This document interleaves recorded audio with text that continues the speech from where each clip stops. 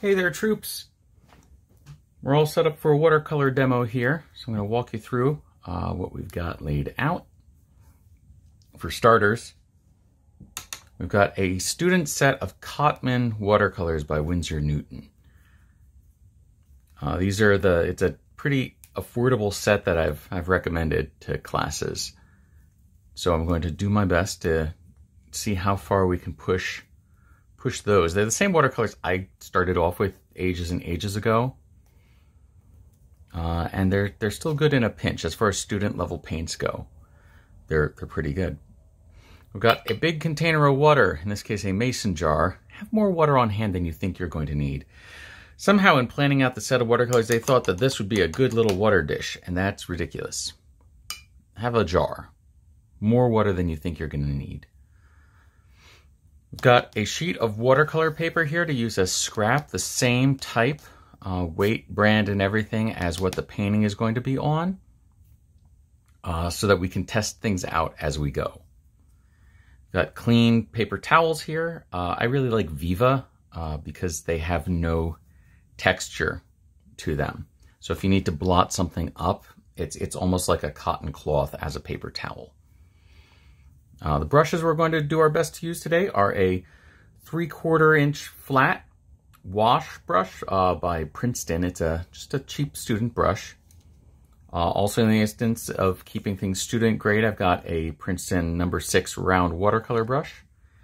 And then this actually is a good French sable by Raphael, but it's a No. 1, which is about almost as small and almost as cheap as you can go with a high quality brush.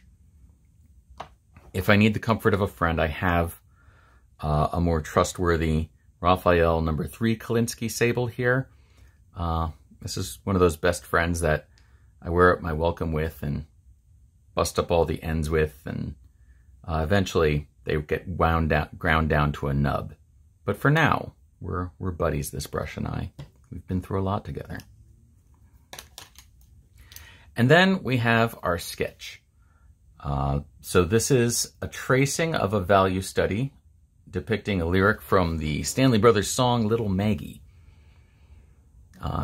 Just as an off note to that, if your true love involves a verse about sitting by the edge of the shore with a 44 around you and then a banjo, any woman best described as having a 44 strapped around her waist and a banjo on her knee, sitting by the ocean, is kind of a warning sign. I'm just going to throw that out there. Around me, outside of what we can see, we've got my value study, which I'll be working from as though it's reference. On my computer screen facing me, I have a whole bunch of zoomed in Winslow Homer images, as well as a book of Winslow Homer splayed out on the ground. I sort of thought for this particular thing, his images of washerwomen or fishermen's wives, all waiting at the shore would be a logical place to take some color inspiration from. And then I have a book of Barry Moser watercolors also open, because Barry Moser has just really great problem solving with colors and planes and shapes. So before I get started, I'm going to take a kneaded eraser. I'm going to blot my drawing a little bit so that there's enough pencil to go on, but I can limit how much of it is going to show through. I don't mind a little bit. This is like personal aesthetic.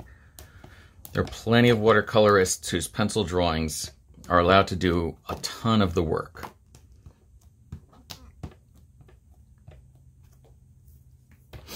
So I'm going to go ahead and I'm going to start off with her face, I think, because I once heard the illustrator John Collier say that, contrary to avoiding faces as the first thing and getting an environment laid out at the start, which there's a great deal of validity to, he made the observation that if you screw up the face, there's really not much point in finishing the painting.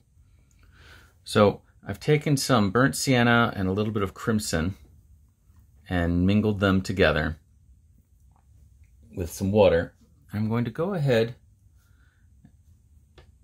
do a test, see if that feels about what I'm looking for in terms of value and tone.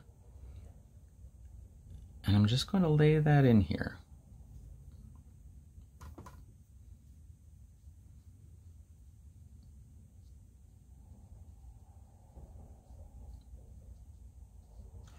Not too much water. There's plenty of places where having your water kind of pool and do interesting watercolory things is exactly what you want from it.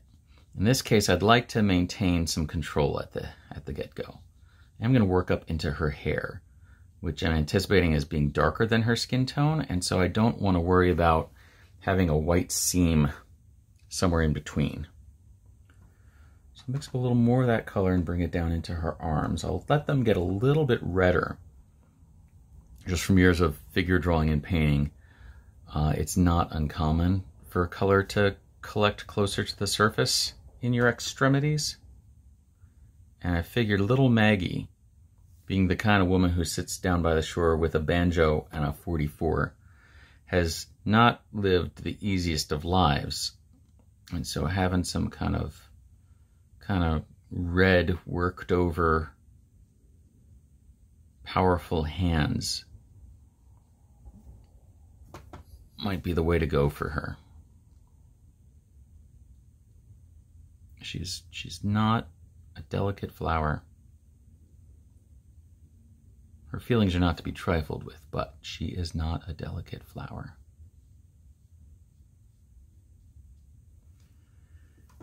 Get down here into a little glimpse we have of her feet.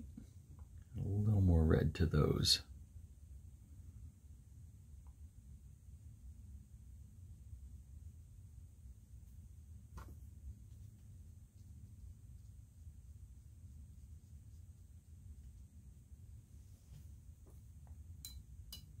All right, so it's a basic wash there. And I'm going to go ahead and put in the lightest washes of local color. So let's decide what color dress she's going to have. I'm thinking maybe like a sort of cornflower blue arrangement, but a little bit off. So I'm going to put a little yellow ochre in with this cerulean blue here.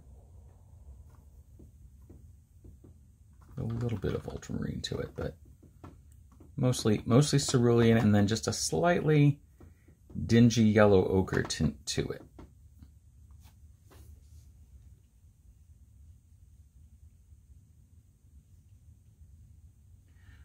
Now I haven't been using a ton of water yet, just enough to spread this light wash of pigment around.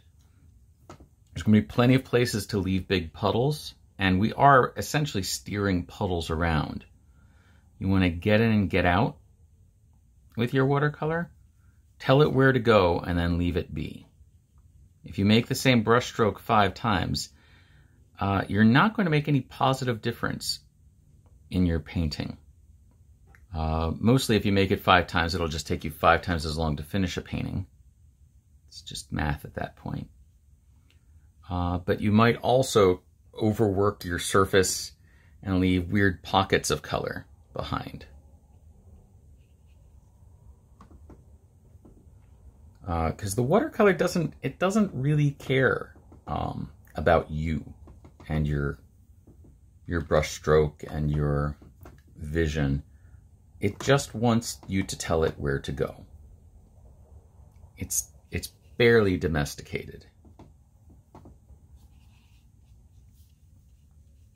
And you try to show it too much, you show it authority, but if you show too much, if you try overtraining it, it's just going to go feral again, or you're going to break its spirit.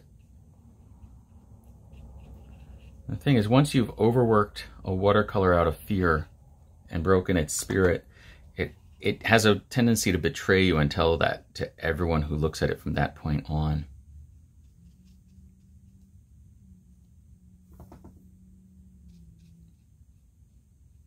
Right? You just kind of can't hide anything about your process in a watercolor. The more you let it be itself, within your parameters, the happier both of you will be. And the more likely people are to just think that you're a genius.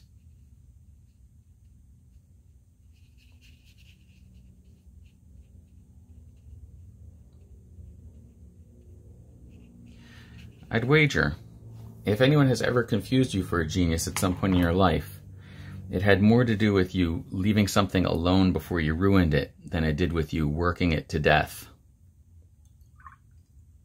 Okay, and as we get that far, I'm going to say I missed a tiny spot on her arm back here.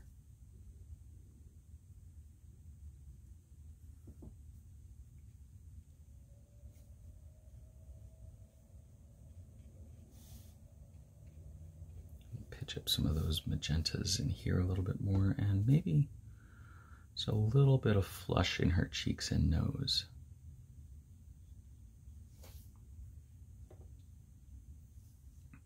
I mean, that's really delicate. There's no way that's even going to show up. We'll go a little heavier with that.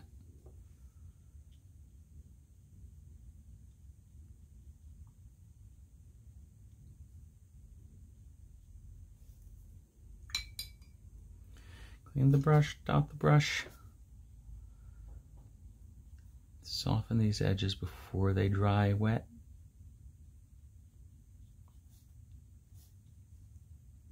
She should get a little in her ear as well.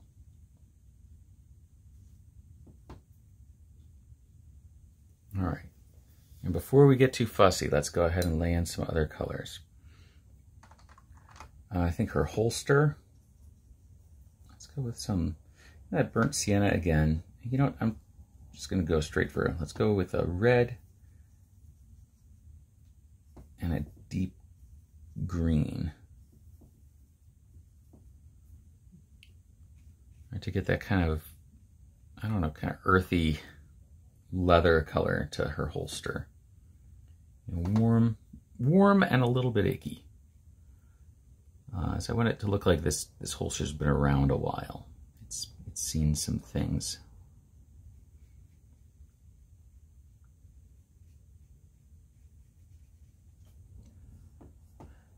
Now, the intensity of your color, that being the value of it, and the saturation of the color is going to depend on how patient you are with spreading it around. I came really close to taking that first brush and working it all the way down here, and decided instead it might be a good idea to pick up some more pigment instead. I don't know if we'll actually see it as the values progress, but we'll see. Put a little bit of her belt in there just in case. And as long as we're in that vein, let's redden up her hair, or redden up this brown a little more, and we'll put a base color into her hair. Now, any of these colors are going to be the lightest they appear in the picture. Right? This is what's going to show through as a highlight as everything moves on.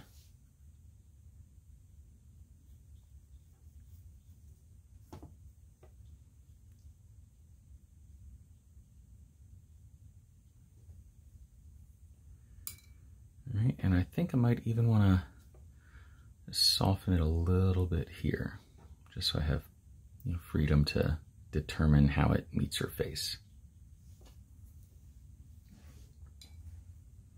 And while we're at it, I'll take more of a phthalo green mixed in with that red, and a bit deeper and more neutral, so that we can put in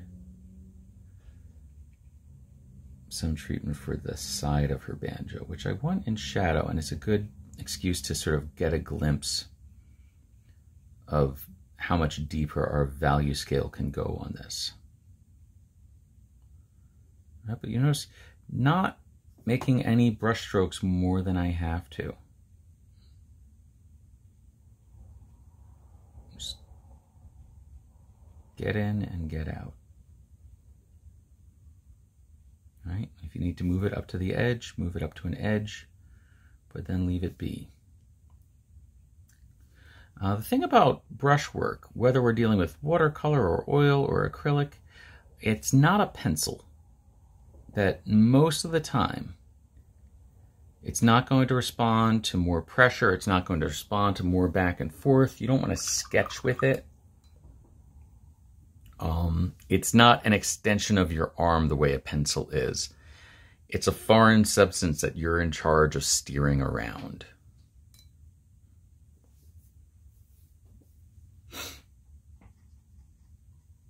All right, let's go ahead with a slightly darker version of that. I'd like to give her a nice sort of hardwood fretboard on her banjo. Figure if this thing's going to stay in tune down by the ocean, it's got to be made of some pretty sturdy materials.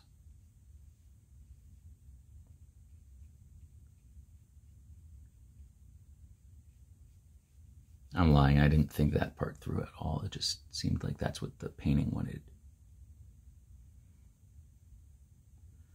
Right? Take your time in these little, if you've got little areas to attend to. So like I said, you don't want to find yourself like sketching them in. You just want to move your puddle where it has to go and then let it do its thing.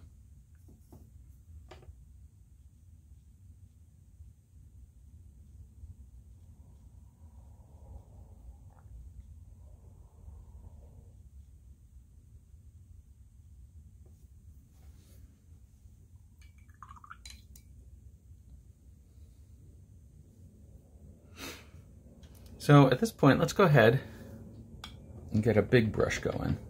I want to start to figure out this sky that she's under.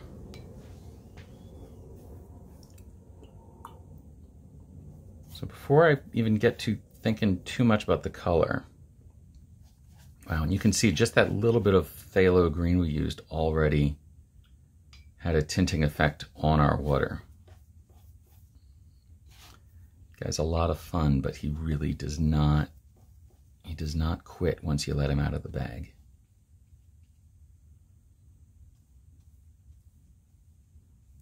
I'm going to get ready for a big wet on wet wash up here.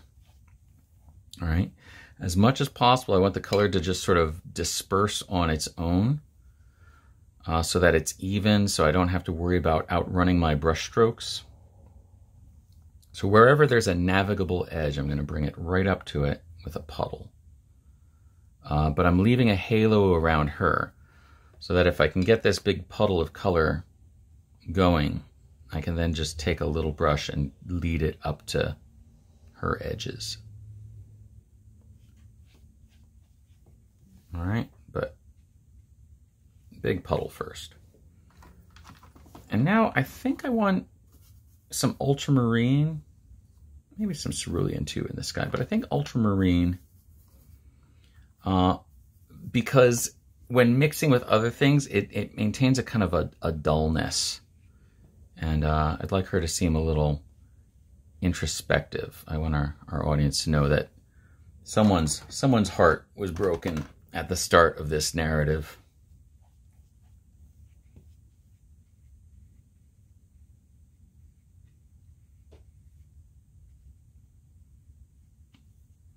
What do I even do? Let's say there's some fun things that can happen with these colors transparently. Like if we take a little bit of the burnt sienna and add it to the ultramarine blue, there's an orangey content that wants to counteract the blue. There's a reddish content that wants to make the blue violety.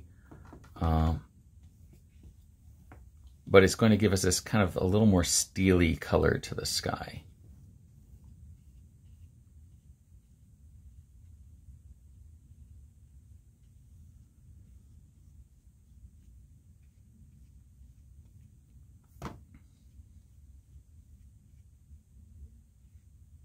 Okay, we're going to deposit color into that wash and just lead it around as much as we dare.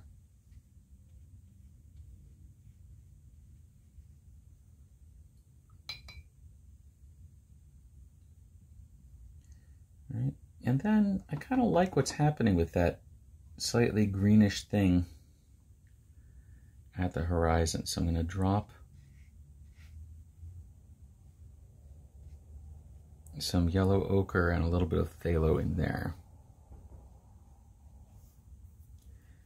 And at that point, I'm going to go back in with the brush we started on and lead our puddle to the edge of Little Maggie here.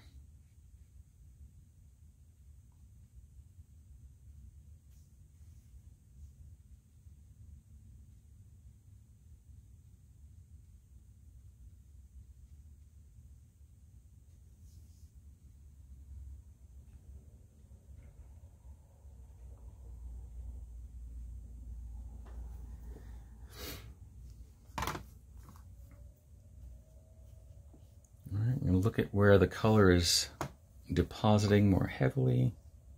Maybe I will add a little bit of some pockets of violet to hang out in it.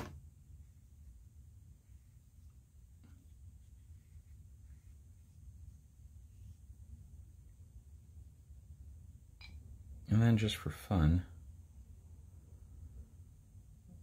I'll just lay some sort of wet on wet effects in there and just see what the paint does. See where it chases itself around to.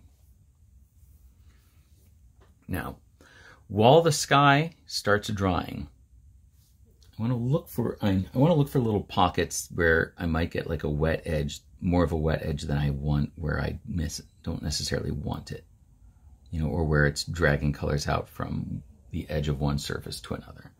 But other than that, we'll try to leave it be. And I'm going to move on to the sand. And I want this to be kind of like, you know, we're not in tropical paradise sand. I want it kind of wet and, or at least damp looking. And kind of like that kind of, I don't know, ashy kind of color that you see in less tropical of paradises.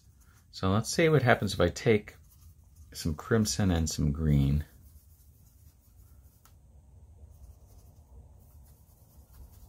And that's particularly gross.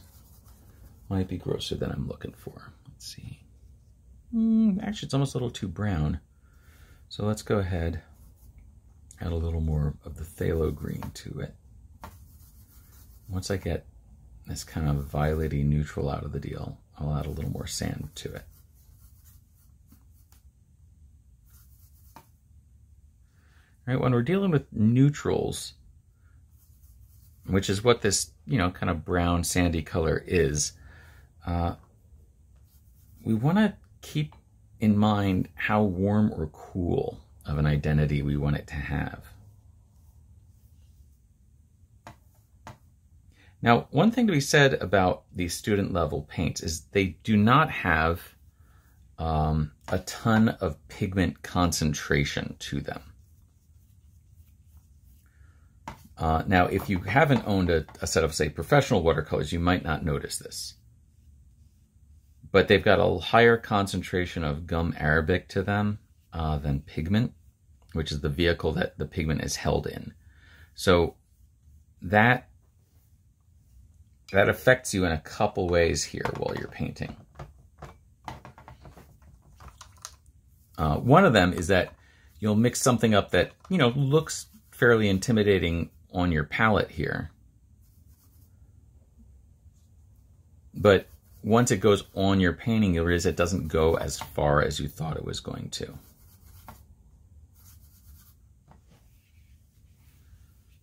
And the other thing is, trying to get more pigment out of these guys is going to take a little bit of effort,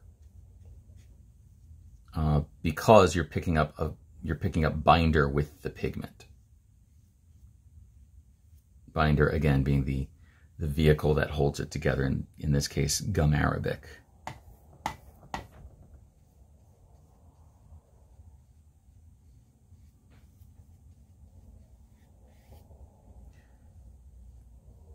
Now in this case, you'll notice I'm not doing a wet on wet wash for this first coat of sand.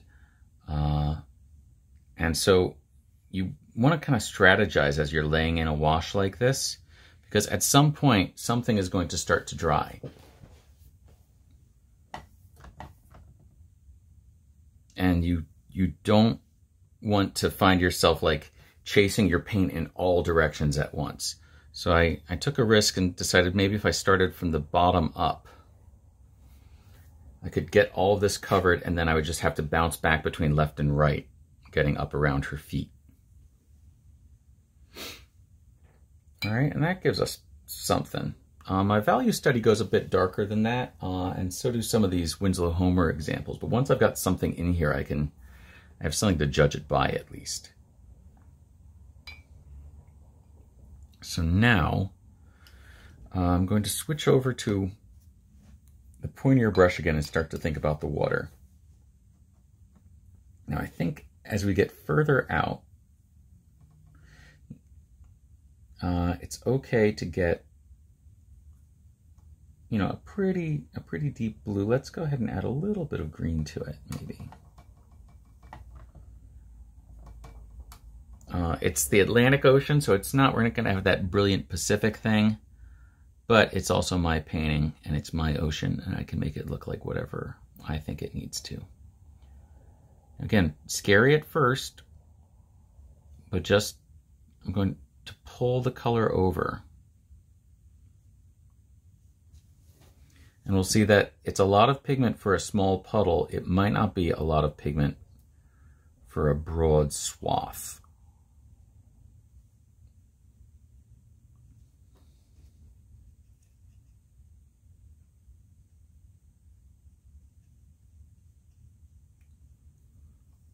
All right, now already it's starting to get a little light, all right?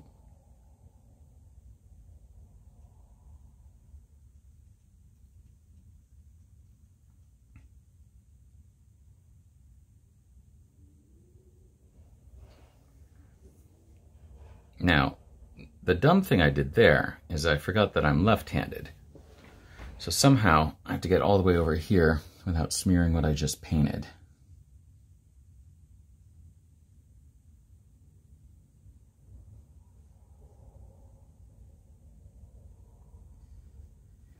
That said, the way I'm kind of floating my arm right now, all right, where my hand doesn't have anywhere to rest, is really, it's uncomfortable, and yet at the same time, sometimes it can help your painting. Because you have to aim really carefully if your hand doesn't have a home base to rest on. I might not recommend it for a nose and mouth, but there are parts of the painting where just having that little bit of, I don't know, jumping without a net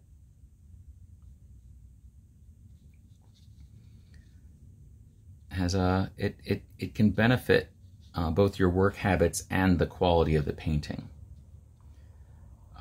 If only because you're only going to be able to control the paint so much. So it's a way to force yourself into taking your time where you otherwise might not.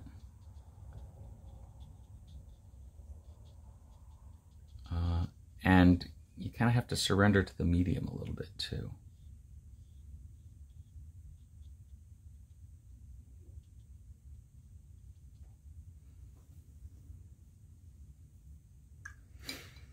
Now, I think where the water gets, kind of flattens out and it's both reflecting the sky, but also we can kind of see the sand through it. It's going to get a little grosser in color. All right, a little more indistinct.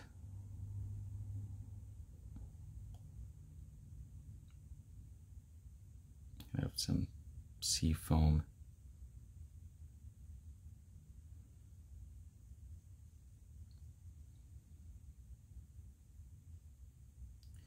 The other thing with a style of painting like watercolor, where you can only move kind of in one direction, right? For the most part, it's an additive process. So if I think I'm painting sea foam, I really have to change the way I'm change the way I'm visualizing it and make it about painting the water that's visible between the sea foam. Like that, very often we find ourselves painting around our subject rather than directly painting what we think our subject is.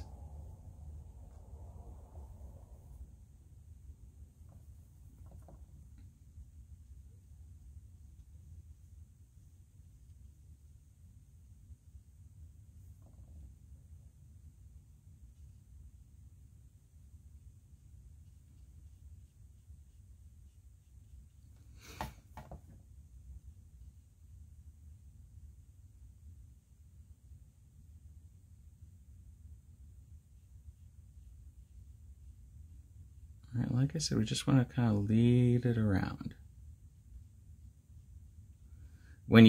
And to clarify, even when it looks like I am brushing the same area twice, what I'm really kind of doing is I'm reaching back and kind of pulling pigment from deeper in the puddle forward, right? Or depositing it further back.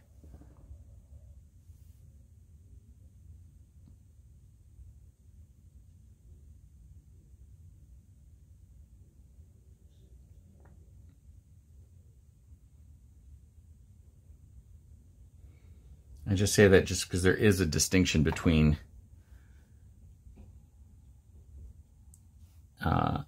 like I said, brushing the same thing 3 times, 5 times, hoping for the same result, and just leaving paint and then pulling it along.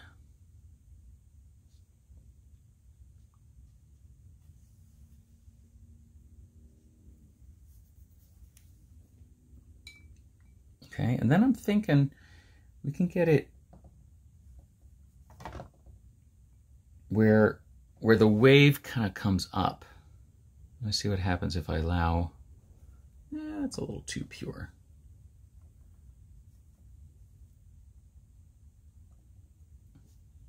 But allow it to get kind of green and translucent where the wave pulls up. And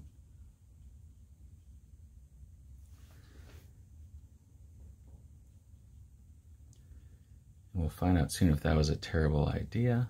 See, that would have been a good job for the test piece of paper.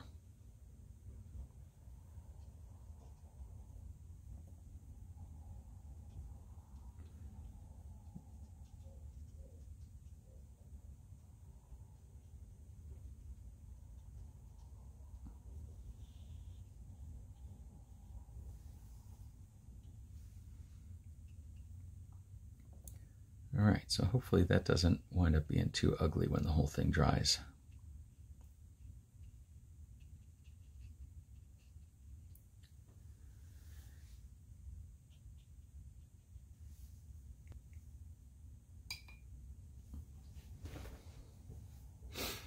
All right, so you can tell just from how warped it still is because I've taped it down really good. So the warping tells me the paper is still pretty wet.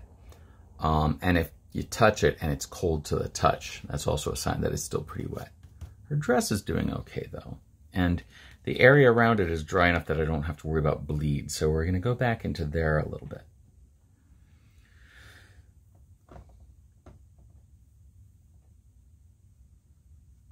And just out of curiosity, I'm going in with that crimson and phthalo thing again, which gives us a pretty broad range of warm to cool grays.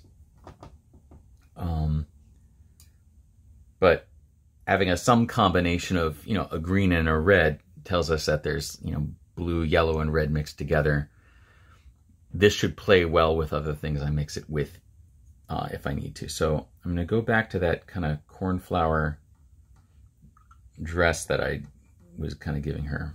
Right, that sort of kind of worn out blue.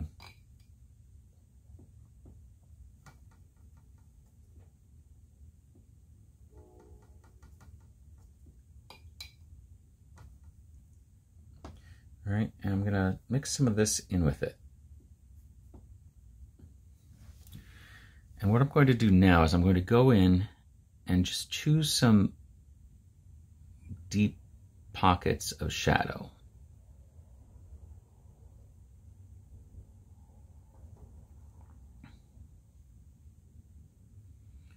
just see what I can do as far as giving an overall value scheme here.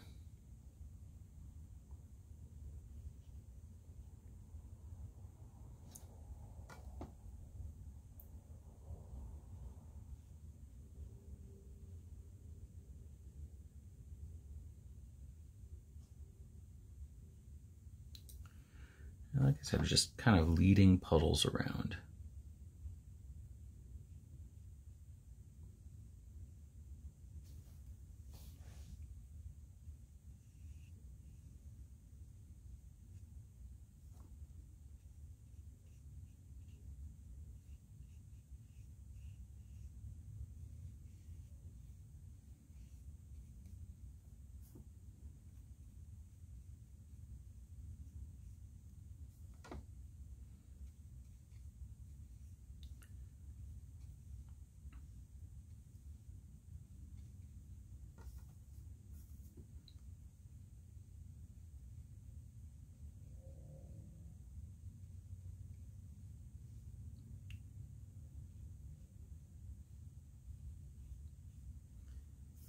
Now, it's only fair for me to also point out that no matter what I do, my watercolors and my instincts for color always wind up a little bit on the kind of subdued side.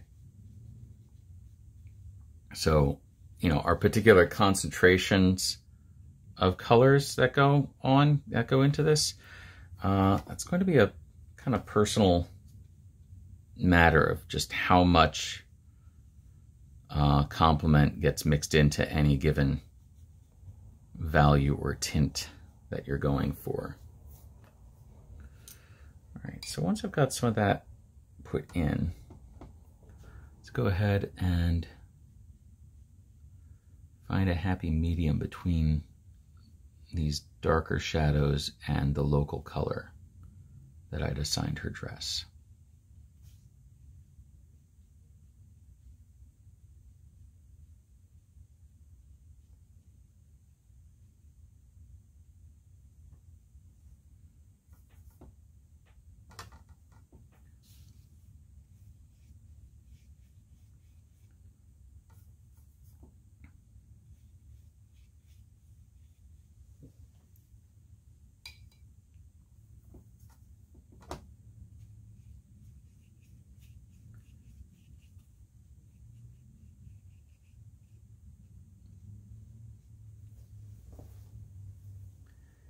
Alright, looks like I could actually push some of the darks a little bit more too. In that case, I'm going to take this kind of scarlety red and mix that in with the cornflower blue. Kind of a similar relationship to what happened with the phthalo green and the crimson. Right, where you've got like a blue and a red that want to make friends, and you know, a complement within that. In this case, blue and orange that want to compete.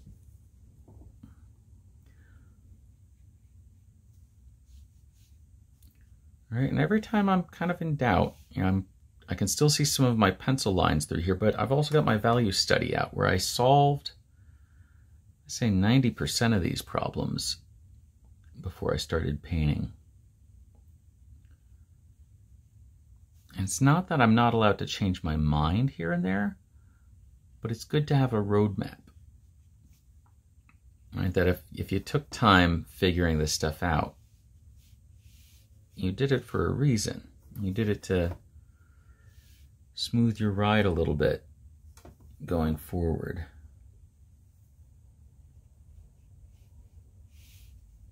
And in illustration, I find a really good value study makes the sketch revision process a lot smoother. The more people can really see clearly what you've set out to do, the easier it is to get them to go along with it. I think part of that is because you don't trigger anything in their imagination. You know, you're not showing them a Rorschach test instead of a concrete drawing.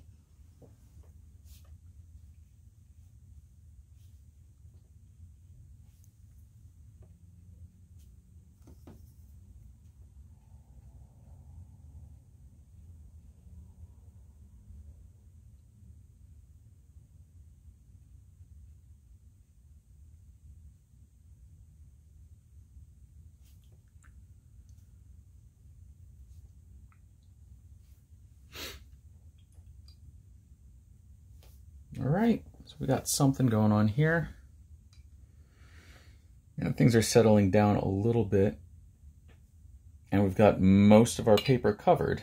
Well, all of our paper covered to some extent. Still got a little banjo to do.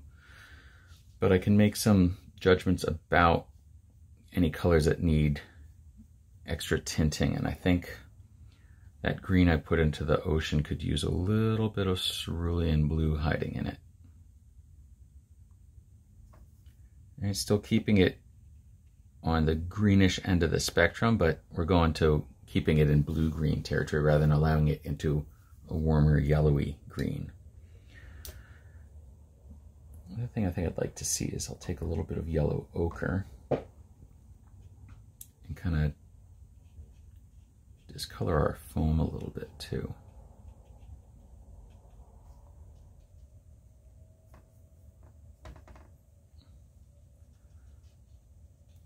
Just keep it as a slightly warmer gray where any shadow is allowed to appear in it, and reserve the white of the paper for like the brightest areas. And we'll see if that was a good idea. Again, would have been a good job for test paper.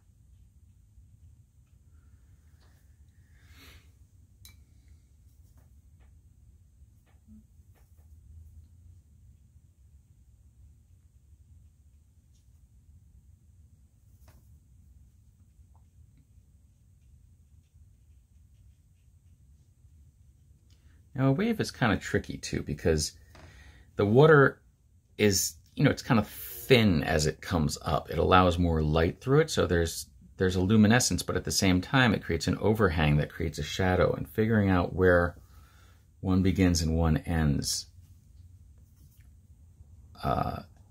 you know, it comes down to what your reference tells you, and it comes down to what your picture tells you.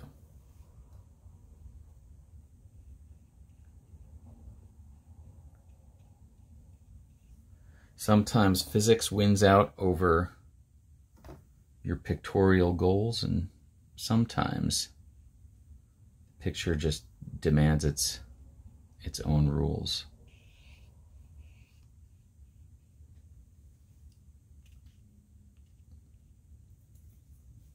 All right, so we've got all of that in. I'm going to go ahead and, before I start creating the value scale of her face and hands and all that, I want to go ahead and create something in her hair, so I have a foundation to judge it against. I'm going to take some of that burnt sienna that was pretty important in the creation of her local color. I'm going to add some ultramarine blue to it. Now you notice I've got, you know, what do we have here?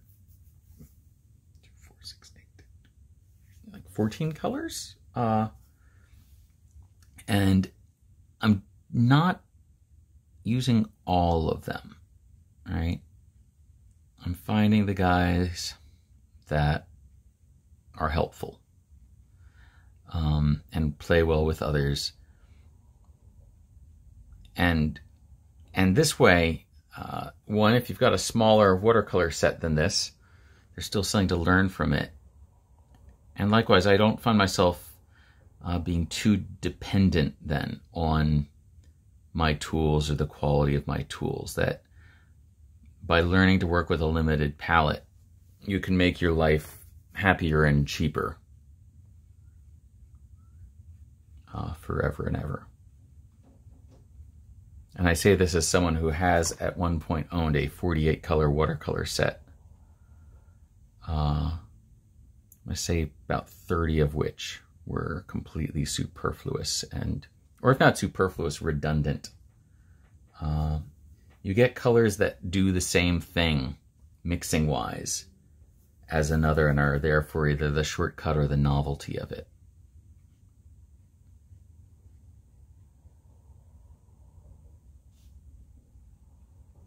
You know, the benefits of working with a limited palette, I will admit, those are choices. There are plenty of people who do have lots of paint and do lovely things with lots of paint. And there's nothing wrong with being one of those people. But that 48 pan set that I had was kind of ridiculous.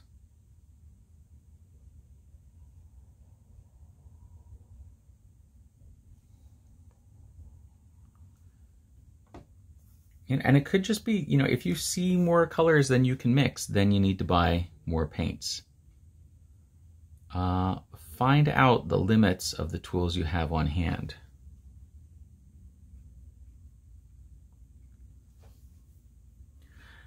Now her hair especially is one of these cases where I'm doing my best to let the brush be the brush. You're giving it places to be and a job to do and then letting it do it. Now once that's in there, I can look at other darks in the picture, you know, right? Well, that kind of settles in and say that I could probably make the neck of the banjo a little darker.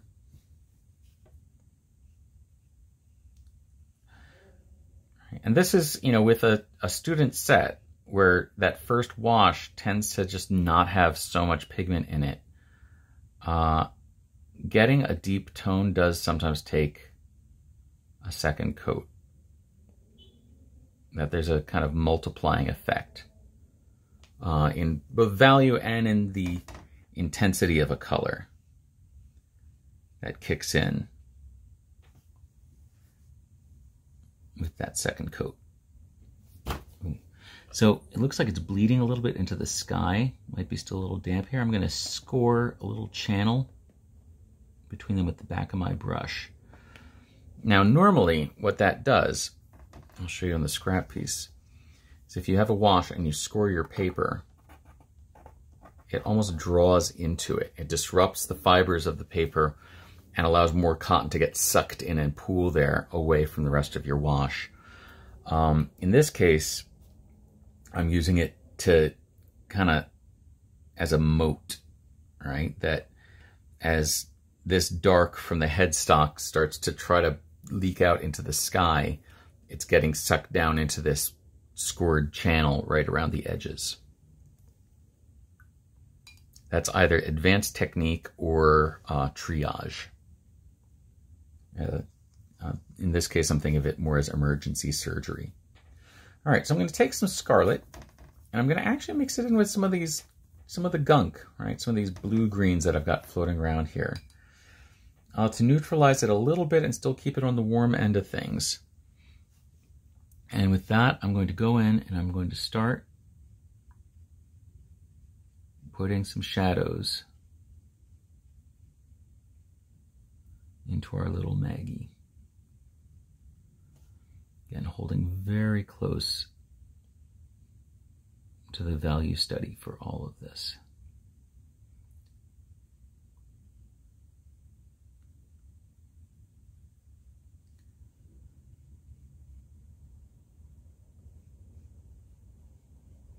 All right, I'm treating it a little bit like I treated her dress. It's a pretty big, deep shadow. There's going to be room in between that and the highlights of her skin tone to do more, but there's still room to go down into darker shadows as well.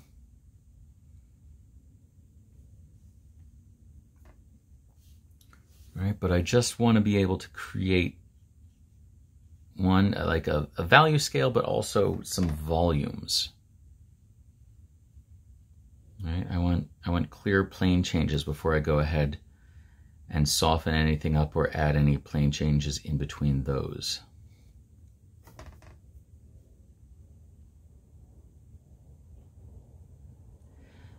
And again, going back to that value study, if you've worked out as many problems as possible in your most comfortable medium, that will help you find a roadmap to achieving those same goals in your more difficult medium.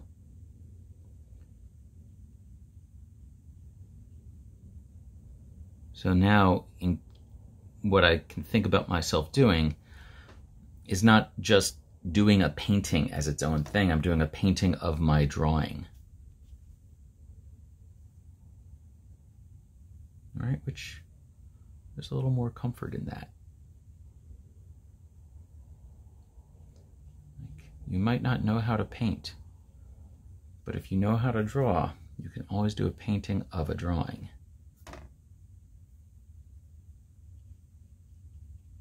Okay, I'm going to add a little more of my reds in here. Just warm up some of these shadows where, say, in her hand, skin reflects on skin, which has this kind of often a superheating effect. Or just areas where I want a deeper shadow, but I want it to jump away from what's around it.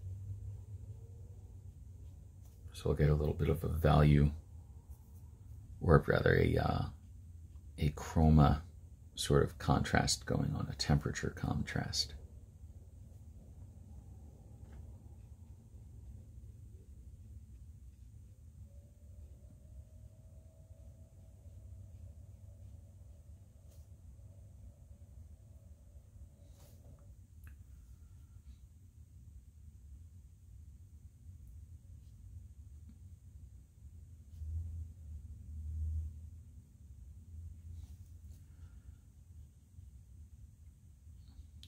Try not to forget that she's also got some feet down here.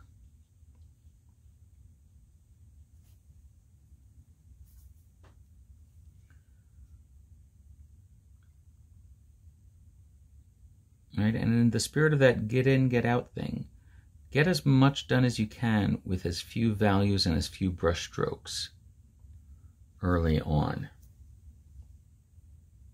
As you're doing it, if you're not used to painting, there's a part of your head that's going to be going, well, how do I know what to do next? And the answer is, it's hard to imagine what to do next until you're there. But you need something to base those next decisions on. All right, so now I'm going to go back to some of that burnt sienna and crimson, that color we started with, as her naturalistic skin tone. A little test here and say, okay. Because what I want to do now is start to build up something else in her face that allows highlights to become highlights. All right, that I want to paint and leave the lightest portions of her face.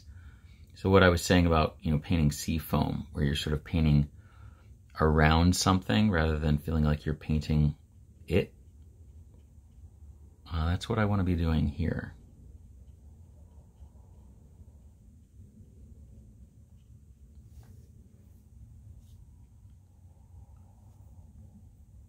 And be wary of doing too little or too much. So we still have another level of darks and details to get to in her face.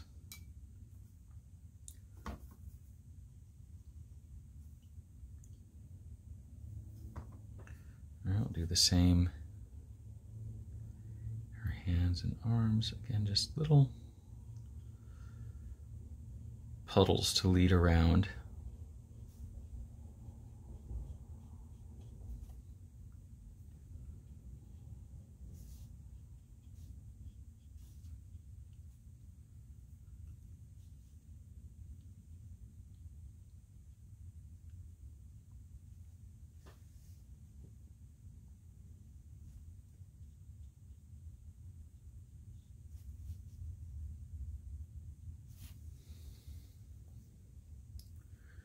All right, well that dries and we find out where we're at with that. Take some of this gray and give her hand a little bit of a shadow on the banjo. I've got a fairly ambient light source, so I don't want the shadow too specific.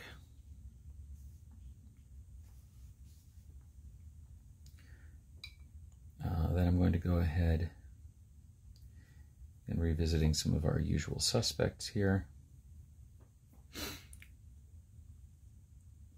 Go ahead and build up a little more value on her holster.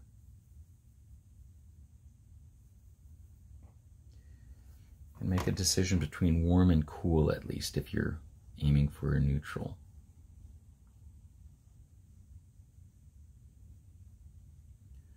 The thing with watercolor, since, you know, it's transparent, whatever you're putting it over is going to have a say in the matter too.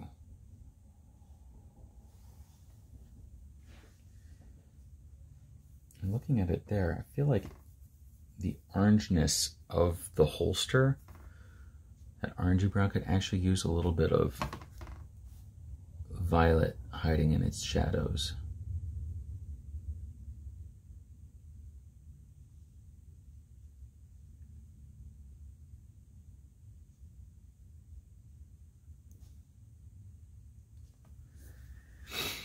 All right, and then look at my reference. Well, I take that kind of grayish violet that I wound up with there. I'll just put a couple little gleaming gun details poking through.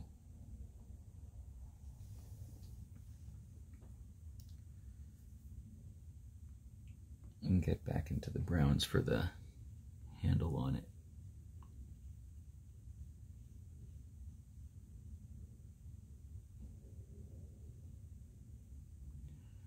Right, and again, as opposed to painting a subject and then thinking that it has reflections on it, I find myself in a position of trying to figure out, you know, what the subject is in between the reflections. All right, if they're severe, we can always soften them a little bit. But you're kind of like trying to think a step ahead of yourself this whole way.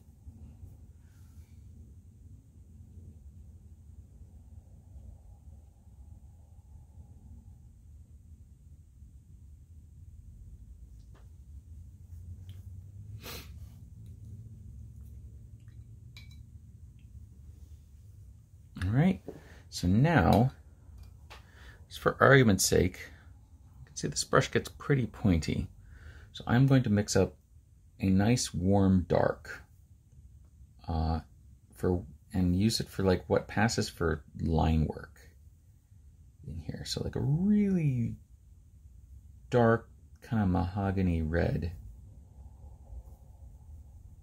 Mostly using scarlet and ultramarine, heavy on the scarlet. I'm going to come in here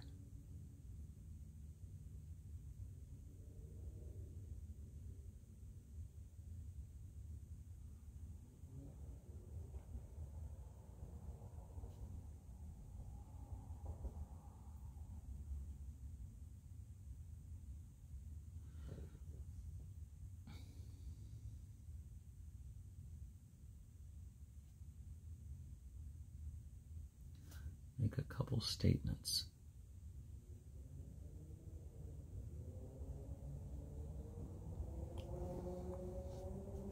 All right, there's an argument to be made even for like getting to this point sooner. Right, because all of those things that looked kind of like scary dark shadows in her face and perhaps in her hands, you know, now kind of wash out when we see what they're being contrasted with.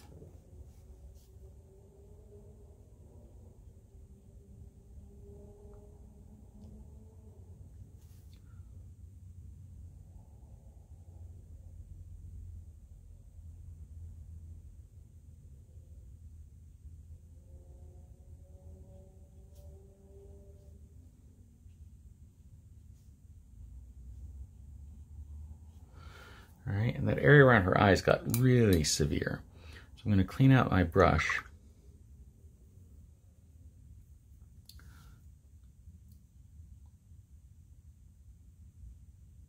And kind of pull some of those shadows from her eye out into the volumes around her eye. How all of this reacts is going to, you know, vary from paper to paper. So I'm actually using a sheet of Fabriano Soft Press 140-pound watercolor paper today. And it has a kind of softer, more like velvety surface than, say, an Arches.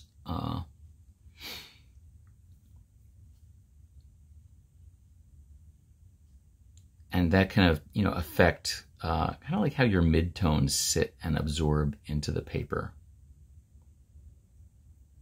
You know, it's going to change a little bit from value to value, but it definitely sits differently than on Arches or on a Strathmore 500 Bristol or any other number of papers. And now I'm also going to go for like a little bit of this optical illusion where her face kind of silhouettes against the sky. So even though we've got a highlight here, I'm going to go ahead, put a very light, gentle line.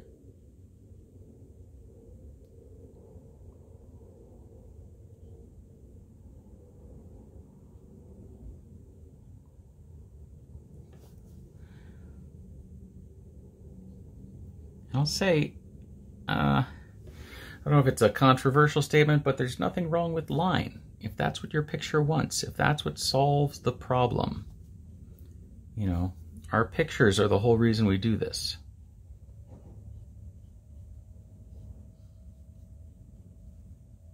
All right? If your picture needs something, and you're sure of that diagnosis, then don't hold back. I'm going to add a little bit of a cool to some of these lights that I had left from that first layer of paint, which now in context look more yellowish than makes sense with the picture.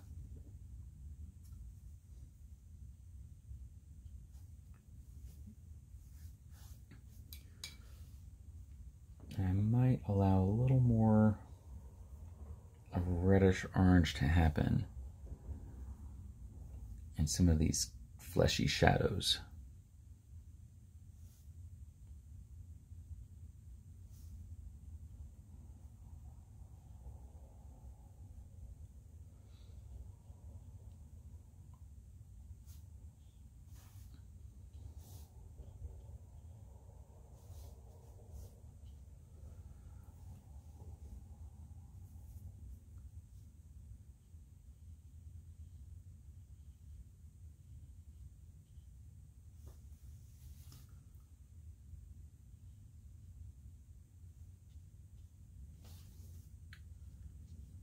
Might as well tuck a couple of those into some of our other darks just for the sake of cohesion within the picture.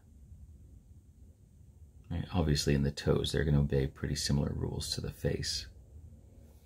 Right, but even some of these shadows that might be reflecting, the warmth of the sand in this light. So where line work occurs, we can let that get a little warmer.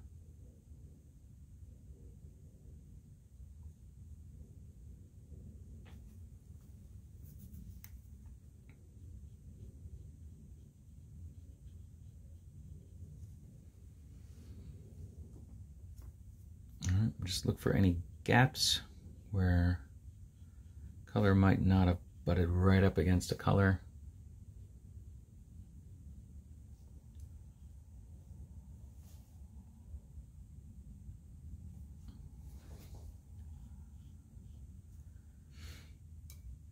All right, there's gonna be some little shadowy details behind her hand of how the banjo bridge works, or the tailpiece rather.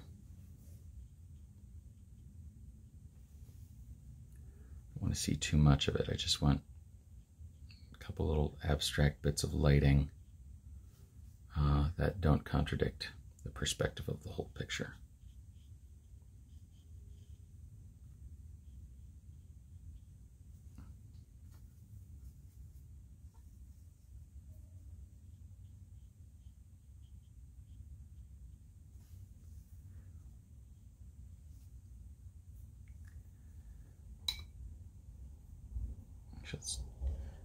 I'm going to change my mind now that I see how that's sitting in the composition. We'll still see a little pencil drawing through, but I think I actually want to change the kind of tailpiece she's got on here so that it's less obtrusive. Should also be a little more rednecky too. We'll give her a little more lo-fi.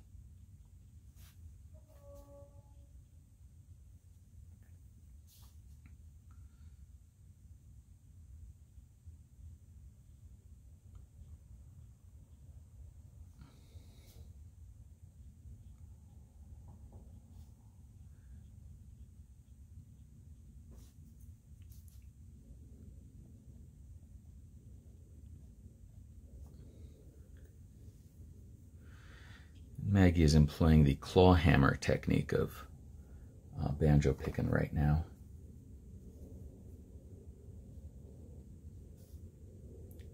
In case you were wondering, wanted to pick up the banjo someday, there's a couple different ways to play it.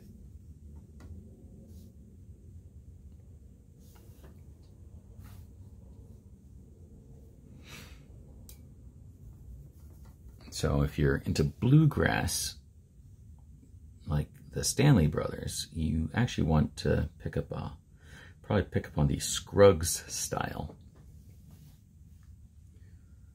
But I figured Maggie seems like she's in a bluegrass song, but she's a kind of old-time Appalachia kind of gal.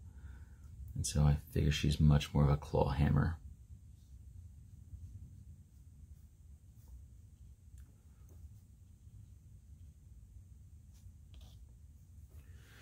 All right, now I'm going to go ahead and give her some shadow on the sand. I think I've got enough context here for that.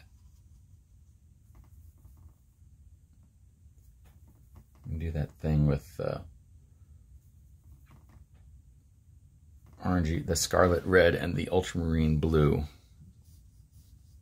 where we get like colors that want to make friends and contradict each other at the same time.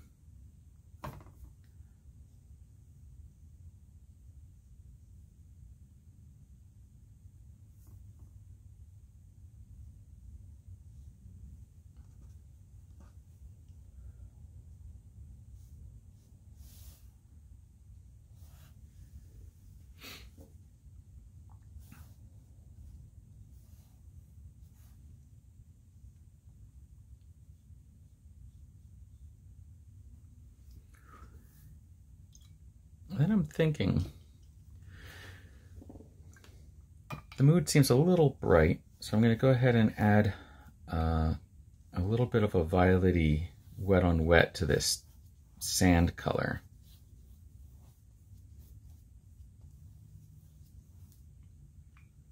And that's only because I think the picture would probably be fine, but you know, the song opens up.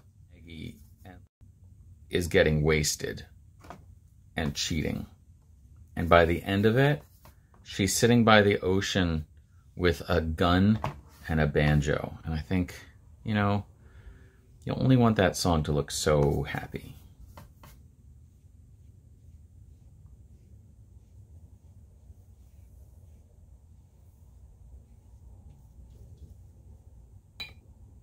You know, it's complicated to be Little Maggie.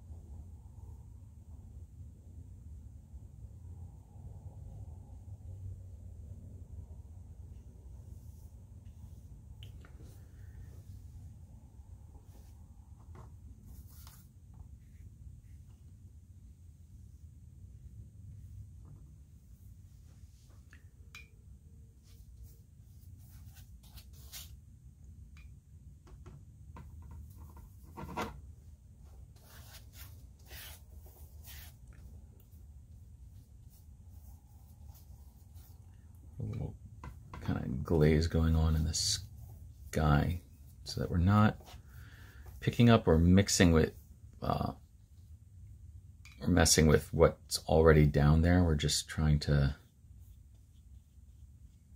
again, add like a multiply sort of effect to the color and contrast of it. And maybe just a hint of something else towards the top.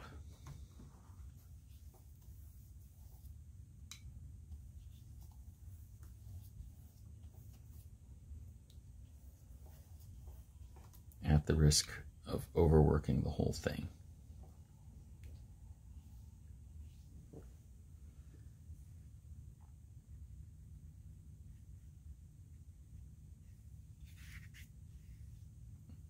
Here I'm just giving it something to play with as it dries.